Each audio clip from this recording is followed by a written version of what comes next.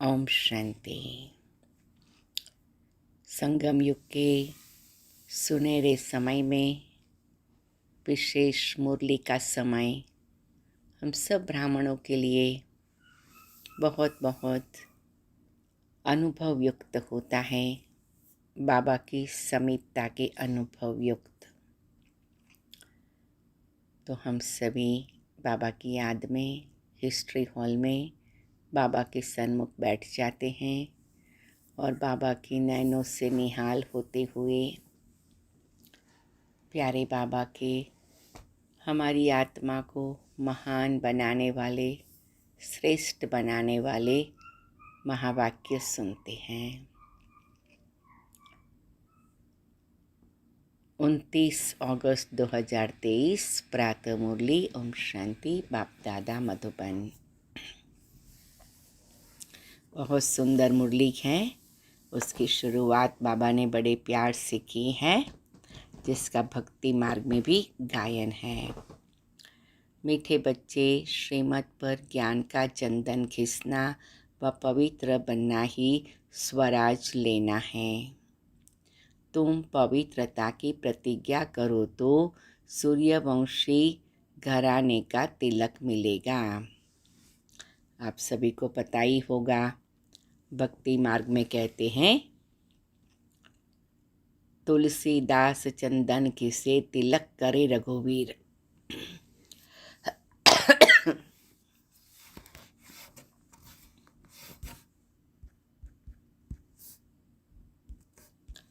तो भक्ति का ये यादगार है कि ज्ञान का चंदन घिसना है, पवित्र बनना है तो सूर्यवंशी घराने का तिलक मिलेगा। प्रश्न, तुम बच्चों को राखी कौन बांधता है, तिलक कौन देता है और मुख मीठा कराने की रस्म क्यों है? रक्षाबंधन के दिन है ना, तो प्यारे बाबा भी उसका महत्व बताते हैं। उत्तर है, तुम्हें बड़ी मम्मी ब्रह्मा माँ राखी बांधती हैं, पवित्र बनाती हैं। जब तुम पवित्र बनने की प्रतिज्ञा कर लेते हो तो बाप स्वराज का टीका देते हैं। तो ये अनुभव करना है ना। जब हमने राखी बांधी तो सबको हमने सूक्ष्म वतन में बाबा के सन्मुख इमर्ज किया। जैसे बाबा तिलक लगा रहे हैं, बाबा राखी बांध रहे हैं। मुख मीठा कराना अर्थात सर्व वरदान दे देना। बाप ने स्वराज के तिलक के साथ साथ सर्व वरदान भी दिए हैं। इसी की रस्म यादगार में चली आई है। तो बाबा मम्मा से, ब्रह्मा बाबा और शिव बाबा से कितना सुंदर राखी बांधना, मुख मीठा करना, तिलक लेना, वरदान लेना, ये सब संगम युग का अनुभव है।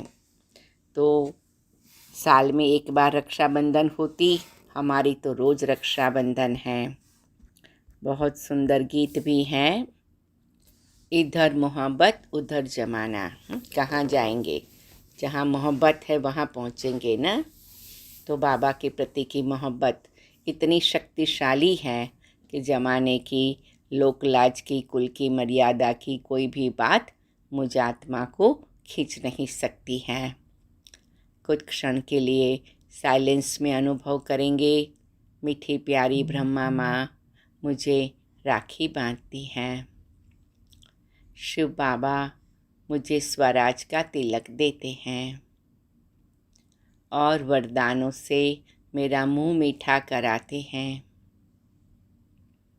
तो मैं ब्रह्मा बाबा माँ के रूप में और शिव बाबा बाप के रूप में अनुभव करती हूँ।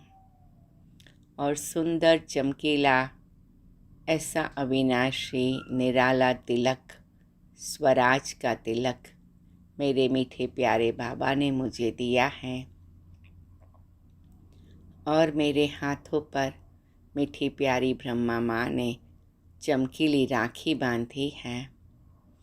जैसे ही तिलक लगता, राखी बांधी जाती, मेरे तन मन में एक दिव्य प्रकाश का करंट पहुँच जाता और मेरी चारों ओर भी ऐसा सुंदर दिव्य किरणें प्रभावित हो जाती। ऐसे सुंदर अनुभव के साथ आज के महावाक्य सुनेंगे। ओम शांति। भगवान ओवाच। अच्छा, भगवान का नाम चाहिए क्योंकि भगवान का एक ही नाम होता है। मनुष्यों के तो अनेक नाम पड़ते हैं। जैसा शरीर धारण करते जाते नाम बदलता जाता है। शरीर तो जरूर सबको हैं और जन्म मरण में भी आते हैं तो अनेक नाम पड़ते हैं। मोहब्बत भी बहुतों से होती है। चाचा, मामा, काका, गुरु, गुसाई आदि ढेर से मोहब्बत होती है। कितने संबंधी हैं? अब यह संबंध तो है एक। वह अनेक संबंध तो नीचे ले जाते हैं, गिराते रहते हैं। यह एक ही संबंध ऊंचे ते ऊंच हैं। तो हमें महसूस करना है संसार के संबंधों में, संसार की मोहब्बत में क्या हालत, और प्यारे बाबा से मोहब्बत हुई तो कितनी ऊंचे ते ऊंची प्राप्ति है। यह ऊंच ही ले जाते हैं। अभी तुम जीवात्माओं की मोहब्बत लगी है परमपिता परमात्मा से। अंडरलाइन करेंगे, मुझ आत्मा की मोहब्बत है मीठे प्यारे बाबा से। 7 बार लिखना। वह तुमको बहुत ऊंच ले जाते हैं। वह है ही परम धाम में रहने वाला। यह तो निश्चय है ना। अगर कहे पता नहीं तो तुम आए कहाँ से? ऊपर से ही यहाँ आए हो ना। तुम भी असल में ऊंचे ते ऊंच परम धाम मूल वतन में रहने वाले हो। बीच में है सूक्ष्म वतन और यह है स्थूल वतन। बरोबर तुम वहाँ से आए हो। भिन्न भिन्न नाम रूप लेते हो। अब 84 जन्म पूरे किए, अब फिर वापस जाना है। अब तुम्हारी मोहब्बत बाप से है। जानते हो हम माता पिता के सन्मुख बैठे हैं।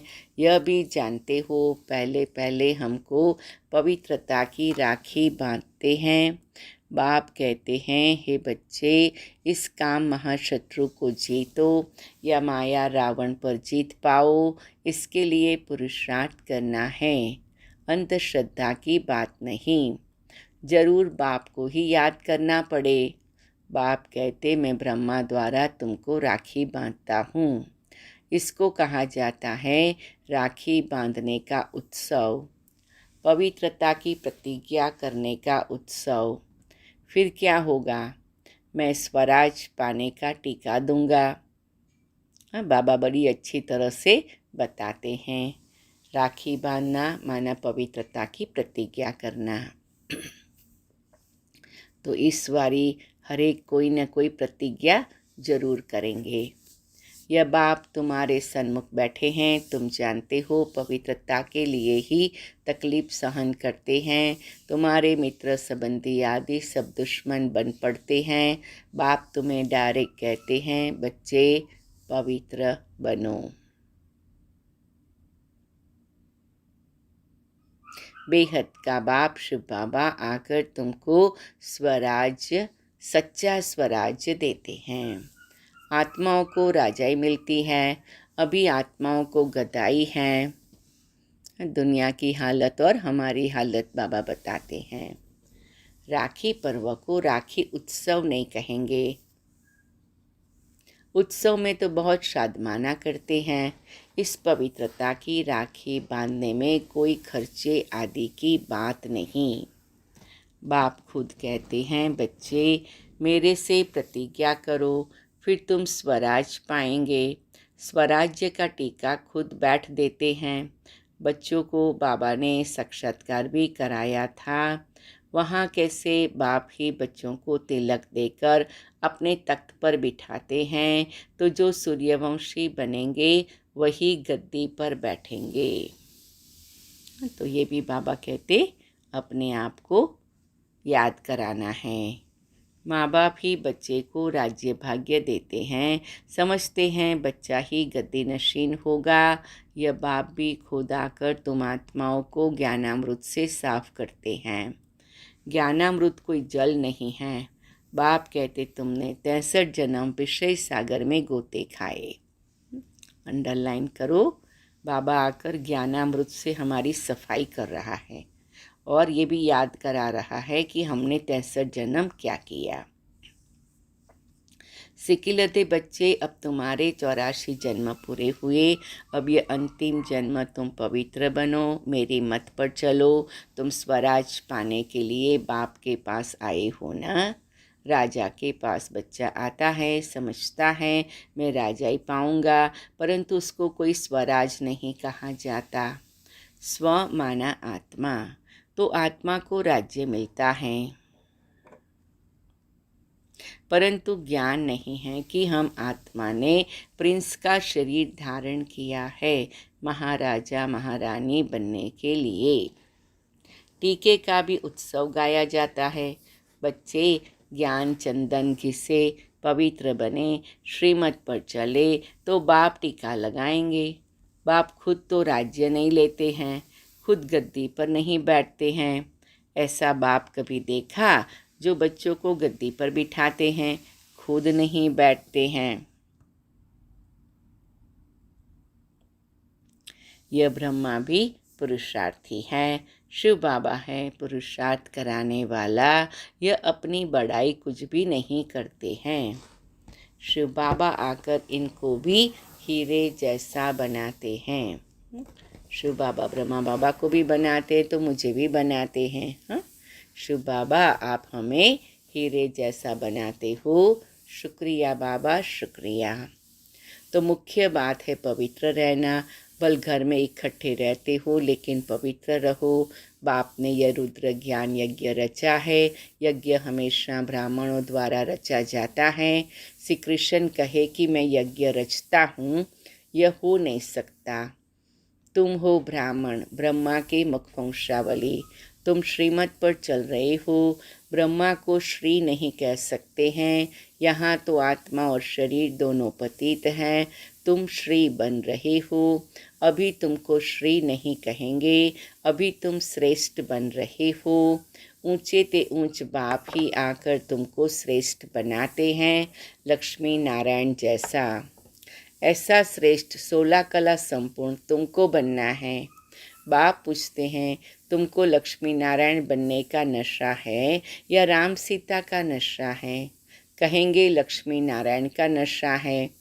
हम तो सूर्यवंशी बनेंगे, 2 कला कम, हम चंद्रवंशी क्यों बने?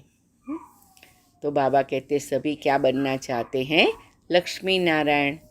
हम तो नारायण को अथवा लक्ष्मी को वरेंगे। तुम्हारे मम्मा और बाबा भी सूर्यवंशी बनेंगे।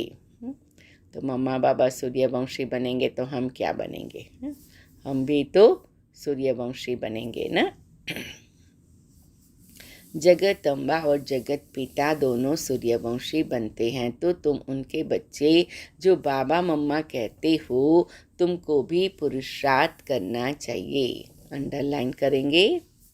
बाबा टीका भी लगाते हैं, मुख भी मीठा कराते हैं, अर्थात तुमको वरदान देते हैं ना। महसूस करे कि बाबा मुझे टीका लगा रहा है। बाबा जैसे ही सिर पर टीका लगाएगा, एक चमक महसूस होगी, एक शक्ति का, ऊर्जा का अनुभव होगा।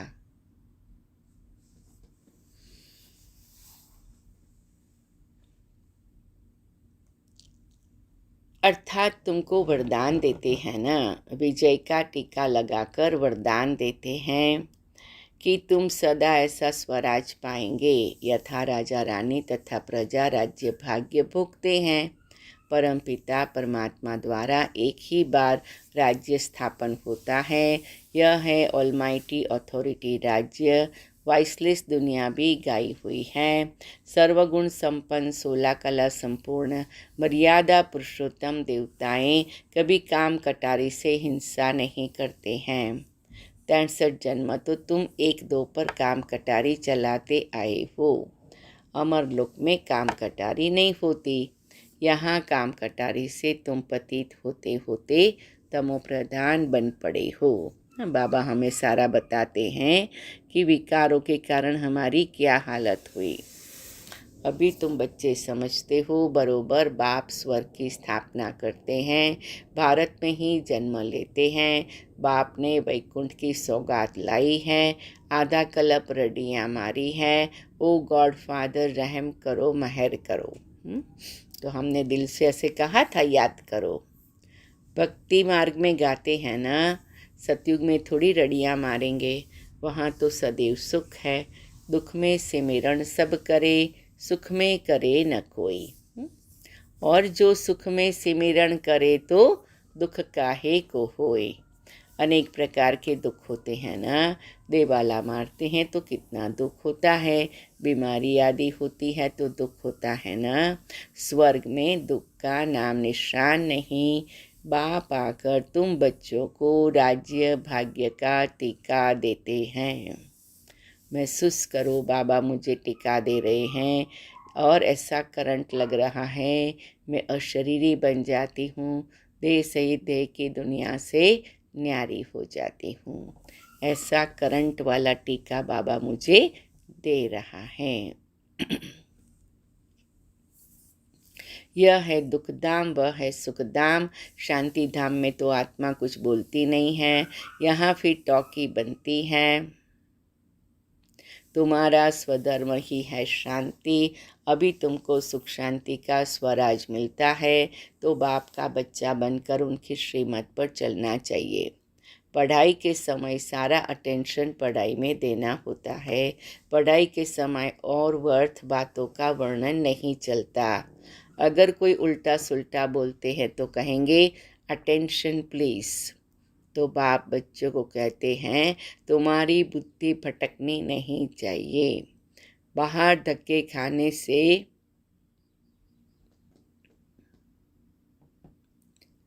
बाहर धक्के खाने वाले के ख्यालात इधर उधर दौड़ते रहेंगे, समझेंगे कहाँ छुट्टी हो तो घर जाए। अब तुम बच्चों को पढ़ना और पढ़ाना है।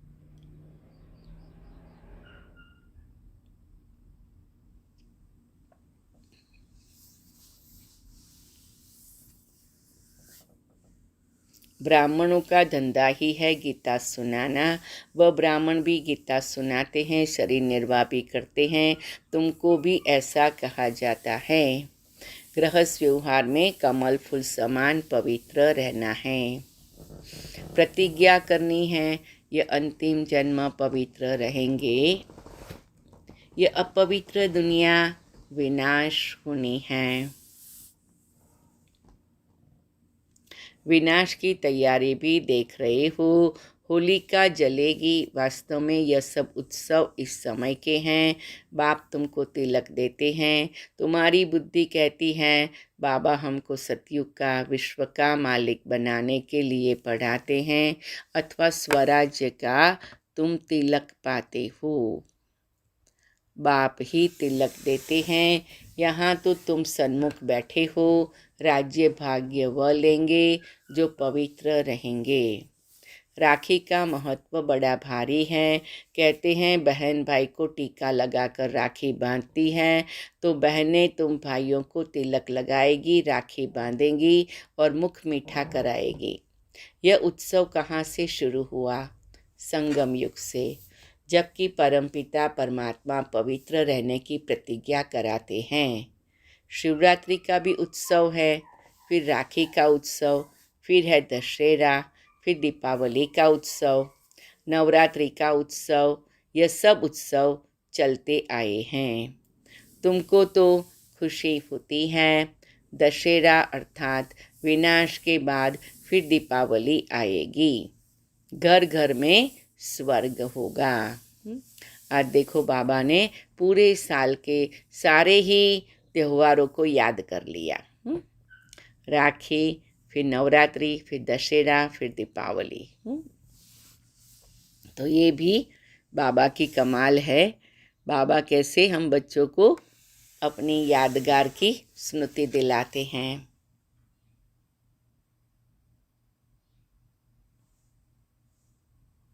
तुम शिव बाबा की, ब्रह्मा विष्णु शंकर की, लक्ष्मी नारायण राम सीता आदि सबकी जीवन कहानी बता सकते हो। सारे चक्र को तुम जानते हो। बाकी 8-10 भुजाएं तो कोई को हो नहीं सकती।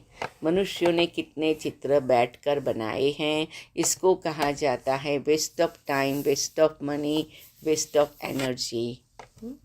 दुनिया वालों के चित्रों में सब कुछ वेस्ट है और बाबा के चित्र हमें बेस्ट बनाते हैं। अभी तुम जानते हो हम आए हैं स्वराज का वर्षा लेने। हम श्रीमत पर क्यों नहीं चलेंगे? जैसे माता पिता चल रहे हैं, यह तो समझने की बात है। बाप है मनुष्य सृष्टि का रचयिता, बेहद का बाप है ना। कितने बच्चे एडप्ट करते हैं, प्रजापिता है ना। वह लौकिक बाप तो करके एक बच्चे को गोद में लेते हैं, उनको प्रजापिता तो नहीं कहेंगे ना। कई ऐसे भी होते हैं, अडप्ट करते हैं, फिर बच्चा हो जाता है तो उस बच्चे पर जास्ती प्यार हो जाता है। गोद में लिए हुए बच्चे को फिर कम प्यार करते हैं। अब तुम तो समझते हो, हम ईश्वरीय गोद में जाते हैं, ईश्वर हमको टीका लगाएंगे पवित्रता का। तुम दिल अंदर प्रतिज्ञा करते हो, बाबा आप आए हो, हम आपका सपूत बच्चा बन, पवित्र बन, आपसे वर्षा लेंगे। अंडरलाइन करेंगे और इस सेंटेंस को 7 बार याद करेंगे। बाबा हम आपका सपूत बच्चा बन, पवित्र बन, आपसे वर्षा लेंगे। अभी सबकी कयामत का समय है। पापों का हिसाब किताब चुकतू कर पुण्य का जमा करना है। बाप की याद से ही जमा होता है। जितना याद करते जाएंगे, अविनाशी ज्ञान रत्नों का दान करते जाएंगे तो खाता जमा होगा। जितना सर्विस करेंगे उतना जमा होगा। जमा होते होते राजधानी बन जाएगी। 8 है मुख्य रत्न। 8 रत्न का जेवर भी बनाते हैं ना। देवियों के साथ देवताएं भी होंगे ना, परंतु मेजॉरिटी माताओं की होने के कारण अधिकतर देवियों की पूजा होती है। अच्छा, राखी कौन बांधते हैं? शिव बाबा खुद तुम्हारे सन्मुख बैठे हैं, तो शिव बाबा राखी भी बांधेंगे, तिलक भी देंगे, मुख भी मीठा कराएंगे। इसका मतलब तुम भविष्य में सदा सुखी रहेंगे। कितनी अच्छी बात है। हम बाबा को सौगात देते हैं, बाबा हमें राखी बांधता है। तो क्या सौगात देते हैं? अपना सब कुछ। तो देखो हम सब ने बाबा से राखी बंधाई ना, तो कम से कम हम अपना पुरानापन तो स्वाहा कर देवे, है ना। बाबा कहते मैं फिर तुमको 21 जन्म का वर्षा दूंगा। तो ये लेन देन का हिसाब है। तो सारा संसार का कारोबार लेन देन के हिसाब पर या कर्म की गति के हिसाब पर बना हुआ है। अगर हम अपना पुराना बाबा को देते हैं तो फिर बाबा हमें 21 जन्म का वर्षा दे सकता है। बाबा तो सौदागर हैं, लेते क्या है देते क्या है। कहते ईश्वर अर्थ दान दिया, क्योंकि जानते हैं ईश्वर भाड़ा देगा। बाप कहते भक्ति मार्ग में भी मैं तुमको भाड़ा देता हूँ। अभी फिर डायरेक्ट आया हूँ, तुमको कितना अविनाशी रत्नों का दान देता हूँ, तुम भी फिर औरों को दान करते हो। तो हमें ये देखना है कि बाबा से हमें कितना भाड़ा मिल रहा है। और बाबा दान करता है तो हम कितनों को दान करते। तो सारे दिन में मैंने किसी को दान किया? तुम तो सब भाई भाई हो। तुमको फिर यह बड़ी मम्मी राखी बांधती है, बाप तिलक लगाते हैं। यह माता पिता दोनों इकट्ठे हैं। माँ राखी बांधे, बाप तिलक दे तो तुम राजा रानी बन जाएंगे। तुम्हारी मोहब्बत परमात्मा से है जो भारतवासियों को तिलक देने आया है। भारत को स्वर्ग किसने बनाया? बाप आया है ना। श्री कृष्ण तो है रचना नंबर 1, शिव बाबा है रचयिता नंबर 1। तो तुम बच्चों को खुशी का पारा नाखून से चोटी तक रहना चाहिए। हम ऐसा कार्य कर रहे हैं जो नाखून से चोटी तक बाबा के मददगार है, बाबा के साथीदार है, बाबा के कार्य में स्नेही है, सहयोगी है। और इतना बड़ा कार्य हो रहा है, नई दुनिया स्थापन हो रही है, तो हमें खुशी का पारा नाखून से चोटी तक रहना चाहिए। अच्छा, मीठे मीठे सिकिल हृदय बच्चों प्रति माता पिता बाप दादा का याद प्यार और गुड मॉर्निंग। रूहानी बाप की रूहानी बच्चों को नमस्ते। हम रूहानी बच्चों की रूहानी बाप दादा को याद प्यार, गुड मॉर्निंग और नमस्ते बाबा, नमस्ते बाबा, शुक्रिया बाबा, शुक्रिया बाबा, शुक्रिया सब हमारी पूर्वज पूज्य दादियाँ, शुक्रिया मम्मा जगदम्बा। ओम शांति। अभी बाबा की याद में साइलेंस में बैठते हैं, फिर धारणा पॉइंट्स सुनेंगे। ओम शांति, ओम शांति, ओम शांति।